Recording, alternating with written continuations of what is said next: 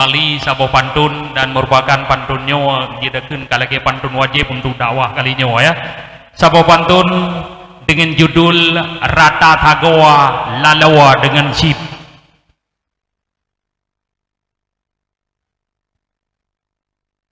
Dunia kacanggih palih kan BO pekatian yang bro dumtat hai mabit ngen HP lipe ka HB sibuk ti uro tunto cuke Android bukan kugura haba lun rabo nucinging datu nabutoi narit di dalam nanggrawan nyawa tengah mabuk ubit ngeraya lalawa dengan Sip ngen game domino pungo hai mayu dah tengah rudo pih di main sheet ge harap jackpot ba telut budo naga golom tro pasang auto clip jai anu muda game Cina rato yang kaputeo pih nyan sit geglip ba preh skuter super win dijo sampai matalho HP di kumian yang awak mukat dumtat peng mato laba punoh plo tibe kamudip jai awak lo Sip tip uro dum tro tinggai dianggo pelom jai limin pengaruh Sip nyawa dino cukup bro abeh dum mabo akai anu min pelom kacandu dum peur di temko caleng ngan paco di tem putubiet nacit bantan peng cua kameng lando ka keneng tumbo lam luang di hapit dak ba pro haba kena aduan ka warga inco wap cua tu prapit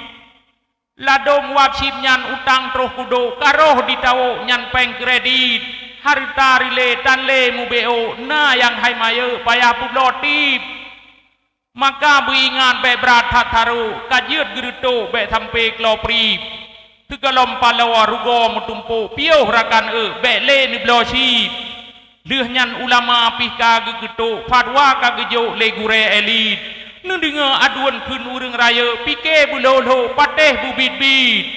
ho nu ketua yang na dipuco nenging je tampo hai bapak kabit pegat perintah cegah buat yang bro pe yang na tibo babahai covid game nyawa yang palawa batanyo dato sulut yang budo Cina pulamian dari yang muda troh tuha bungko jaitat kamabo hibu autuit kajian ni cetak ni ba tu pando tuleh beraya tu top buat maksiat mutho yang langgeh wareh ni cambo kajian ni keto urang tampong Sip leuh nyan urang Sip ni didek pupo tigam be ni jo HP Android anu ni pubeut be jeut ke jenjo pelom ubeo manteng jeut nuit munye kamuda kamu pulando betan nganto hate kajuit hanle dipako tanyo di jaga ayah pinya ayah hubit baca beung panjawa kadiwo jampo atuh pak cuko cicem dicuit oh no ku ujung pantun jin donoro meah beraya pat salah narid jadi oh nan mendeng mudah-mudahan ino hana yang main Sip